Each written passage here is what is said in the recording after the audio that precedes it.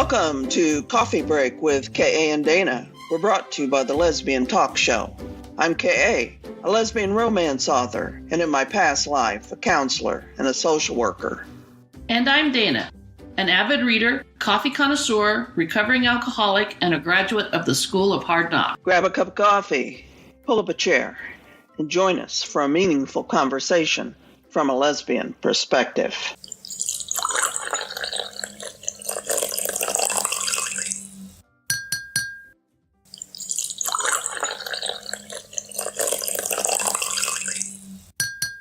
Okay, so I admit it. I chose our first book club book, The Subtle Art of Not Giving a Fuck, a counterintuitive approach to living a good life by Mark Manson. Just know that after reading it, we decided to spend about the next 2 minutes discussing it. After that, we promise you a fun show. Our book club book was on the New York Times bestseller list, all right? It stayed there. I didn't just pick it off the clearance rack. We, paid full price for it, and, lots of people besides us were buying it. I don't know what to tell you. I was surprised with this book, and just because of its negativity. And I had went through and highlighted everything that I thought was stupid in one color, negative in another, and worth talking about in another.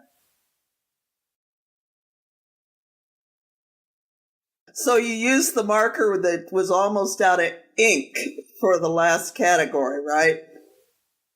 I did. I mean, there were a couple things in this book that I really liked. But for the most part, it was just so negative and so degrading, and that's not who either one of us are, and that's not what we want for this podcast. So I really tried hard to pick out some things that might resonate with our listeners. Yeah, I did too. I chose a couple quotes that I thought really kind of represented the book, and although the quotes wouldn't be exactly how I'd say it. Yeah, okay. So I thought maybe it'd resonate anyway. But before we go to that, yeah, I saw it as kind of a negative book too, and in a way, and yet not. I couldn't figure out what category to put this book in, quite honestly.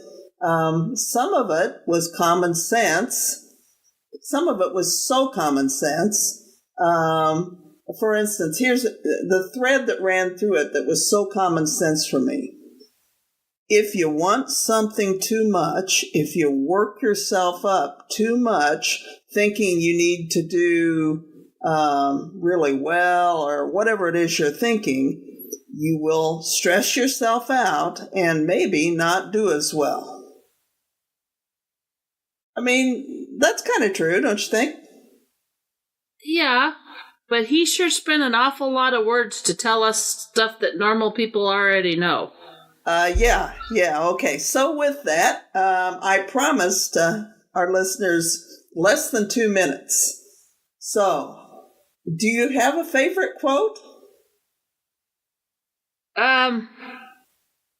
Okay, you don't have to. Yes. You do? Yes. Okay. I do. You go first. Who you are is defined by the things you're willing to struggle for. It's not about willpower, it's about accepting the process and finding the joy in the climb. Yeah, that wasn't negative at all. That's a pretty nice quote, really. Right. Not typical of the book, but nice. No. And then my two absolute favorite sentences in this book are... He's talking about the do something principle. I don't know what chapter it's in, but he says, even when you're farting fairy dust, life is always about knowing and doing something anyway. All right, so I knew you'd like that. What's the other one? The other one is, don't just sit there, do something. The answers will follow. See, that's still one of the, it's just common sense. The things that I really liked in this book were so common sense. And yet, I don't know, maybe we don't stop to think about them. Okay, here's my favorite. Of course, I zeroed in on relationships because I like lesbian romance. Okay, so my all-time, he might have moved into my all-time favorite weird quote. You have to throw in the weird category. Page 175. You can follow along if you'd like. It's not about giving a fuck about everything your partner gives a fuck about. It's about giving a fuck about your partner regardless of the fucks he or she gives. That surprises me that you liked that quote. It just hit me. In fact, I stopped reading and I made my wife look up from the Cub game so that I could read it to her. I know. You made her look up from the game? She looked up, and after I read it to her, she kind of had this look. Well, it was the kind of look that said, you made me look up from the Cubs to read me that. Please don't say you want to discuss it. It was that look. But anyway. Yep. We know that look. All right, so, okay, so I'm done with this book. Are you done with this book?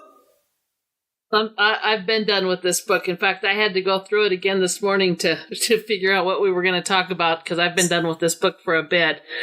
Because we've had it for a while, so... See, you didn't know how painless I really was going to make this for you because, oh my. Yeah, I don't know what I'm even going to do with it now that we're done. And on that note... Contact us. We'll send you our copies. Contact us. Dana will send you her copy. Yes, I will. Okay, so I thought, so let's do something lighthearted for the rest of this episode. Although that was fairly light. Yeah. So did I sent you a link for this ranking website. Did you get it? Yeah. But I didn't look really into it because I knew you had me covered. Yes, I do. Okay, so for those that want to look, I'm going to be so tempted to bring a few of these into future episodes just because some of them for me were kind of fun. But anyway, it's www.ranker.com. And they give different categories, and they have these lists, like top 10 lists, which I'm now becoming a huge fan of. Don't ask me why. I won't. These top 10 lists, and people vote on them. Like, people get on this website, and some of these things had a lot of votes. So I just kind of chose some things, just kind of thought we'd mix it up a bit. Okay, so let's start serious. Here's one. Okay. It's in their government and politics section. The scariest threats to the United States. Okay, so let's just play a guessing game. Do you have a guess what might be number one on that list? Well, I hope it's Trumpy. Oh, my. Well, if we count him into a category, he would come up number 2 under politicians. Second on the list of the most scariest threats to the United States did come in as politicians.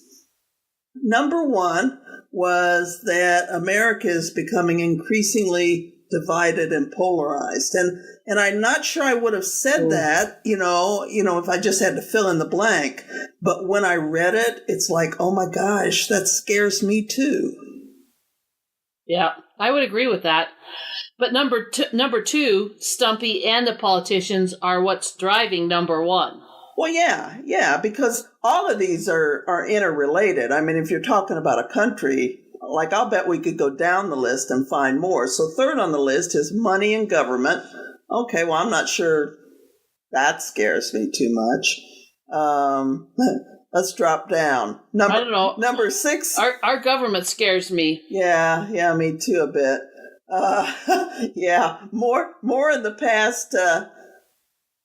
More in the past year than ever before.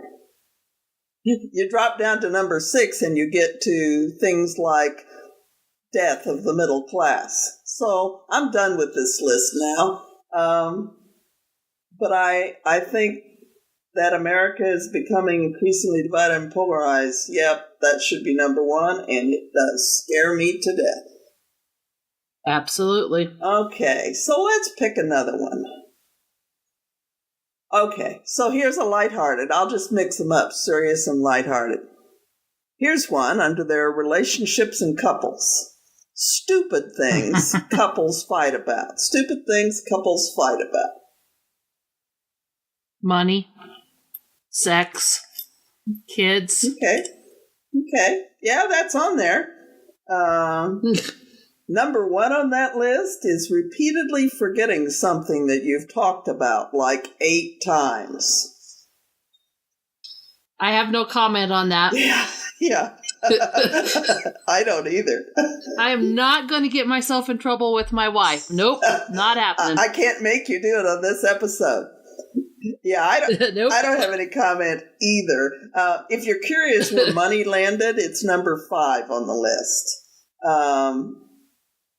It comes behind, things like not paying attention in a conversation and promising to clean up and sitting around all day instead. Those kind of things. Yeah. I think I don't think straight couples realize that lesbian couples fight about the same things they do. The same things that are issues in straight marriages are going to be issues in gay and lesbian marriages. Yes. In searching for the topics, and this was a pretty good sized site, in searching, I didn't really have to search for same-sex couples or lesbian, whatever, because we're just like everybody else. And why? Why can't the world understand that? I mean, some of the world does, but there's this huge chunk that just can't get it. All right. So that was kind of lighthearted, kind of not. Okay, so I'll just throw this in just because I want to say the answer on my list. People we wish were still alive. Oh. Famous? Well, I don't know. I mean, I suppose famous because enough people voted for people. Right. I think that we need somebody like John F. Kennedy to help bring our nation back together, or I would say somebody like that who had the charisma and the morals to bring this country back together instead of being so polarized. Okay, so John F. Kennedy comes in number 6 on the list. Martin Luther King comes in number 7. Okay, so you should know that above them was Prince. Prince comes in at number 2. Leonardo da Vinci comes in at number 3. Albert Einstein comes in at number 4. And number 1 on that list was Jesus Christ. Oh, I think he'd be too disgusted to be with us any longer on this earth. We've been an exhausting human race for a little while now. Yes. Okay, but my number 1, and he just moved there, John McCain. Absolutely. And absolutely. I am so Democrat, but I mourn the loss of that Republican. Totally agree.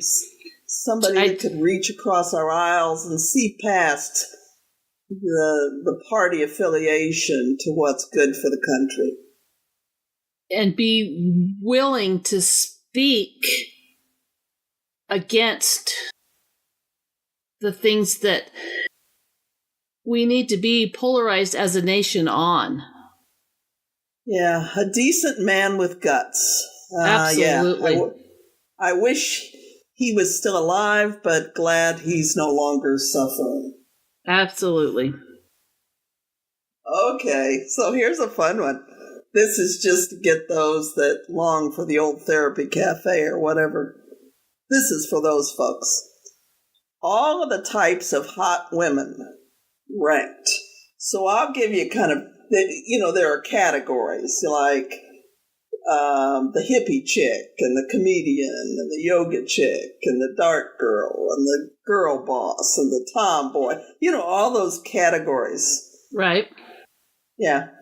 Yeah. Ugh. So do you have a particular category of hot women that you'd guess was at the top of this list? Well, the top of my list would be hippie women, but Hippie women. Oh, I learned something about you all the time. Are you a peace baby? Well, there was no peace in my parents' marriage, but times were just so much simpler back then, and people were allowed to be who they were. And I really liked that era. Yeah, and bell bottoms. Oh, yeah. Well, we had those so in the 80s, though. They weren't nearly as good. They were in the 70s, too. A little bit, yeah. You're right. Yeah, a little bit. Okay, so number 1 on that list, the girl next door. Isn't that sweet? No. No, I didn't I've think never so. had one of those. Done a heck of a lot better. Right? Yeah, I've never had one of those. Yeah. Nope. So what would be your type? Well, it would not. Yeah, the correct answer to this is, my wife. Is my wife a category? No. She's a category all of her own. Oh, she is. Oh, there it is. Tomboy. It's on there. Tomboy. Yep. Number 4 on the list. That wasn't. See, isn't this fun? Yep, this is better than talking about that book. Oh, I'm not sure whether you just said, yes, that's fun, K.A., but okay, we're just going to move on. Okay, here's a good one. Here's a lesbian one, because I did, in fact, search for lesbians just to see what they had on the site. Great mainstream movies about lesbians. So lesbian movies. What one do you think made number 1 on the list? Desert Hearts? Oh, are you a Desert Hearts fan too? Yes. Oh, I love that flick. Yeah, Desert Hearts made the list. It's number 7. Okay, 7? So some folks might like some of these. They're not my favorites. Number 1 on this list is Carol. Number 2, I Can't Think Straight. It's okay. Okay. And I'll just jump down. Number 7, Desert Hearts. And if they want to know more, they can go check out that list. I have a question. Is Bound anywhere on that list? Not in the first 8, which is pretty much where I stopped printing. Okay. I was just curious. Is that your favorite? I don't know that it's my favorite. It's one that I would watch again because some of the new ones are just so damn lame that it's like, why did you even waste your money on this? So I like some of the older movies. I do too. And Desert Hearts is our favorite. In fact, we've got the DVD and we watch it every once in a while just for fun. I remember going to the theater with my wife when that came out, and it's the first time both of us, like one of our flicks in a mainstream theater, and like regular people filling the seats. It was pretty memorable. So anyway, that's probably why Desert Hearts is my favorite, but it is. All right. Okay, so lighthearted. Okay. If you could eat one food for the rest of your life, what would it be? Pasta. Okay. Number 1 on the list is pizza. Number 2 on the list is steak. Number 3 on the list is spaghetti. I'm absolutely certain, without even flipping this page over, that my food isn't there. I'm sure it's not. Drum roll, please. There we go. Fried yellow squash. And that's listeners, not what I thought you would come up with. That's one of our favorites also. I could live on those. I could live on them. I don't need other food. Well, you kind of do, but I can understand that. But of all the things that I know you eat, that one kind of surprises me. I would have thought you'd come up with something nasty. See, now that's a food from my childhood. Like all through the season, we'd hunt morel mushrooms and we'd grow yellow squash and we'd bread them and dip them in egg and fry them. And oh my gosh, you made a face at my morel mushrooms like my other delicacy in this world. Yeah, I don't like fungus.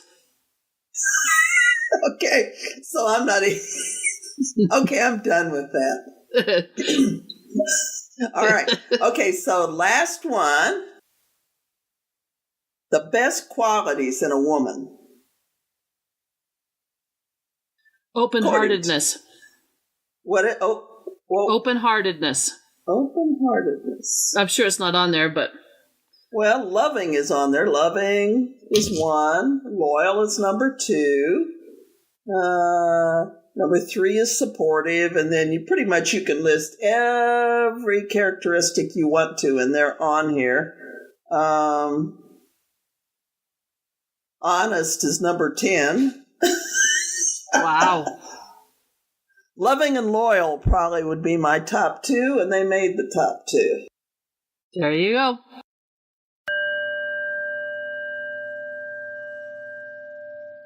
We've come to the time of our show where we recommend books and movie. Kay and I both agreed that Desert Hearts was one of our favorite lesbian movies, and I also like the movie Bound. And for our book, we're going to recommend John McCain's The Restless Wave. I haven't read it, but I think I'm going to go ahead and pick it up. Also, at the end of each episode, we'll answer a question from one of our listeners. If you'd like to send us a question, you'll find a link to our email address on the website. No questions this week. Come on, email us.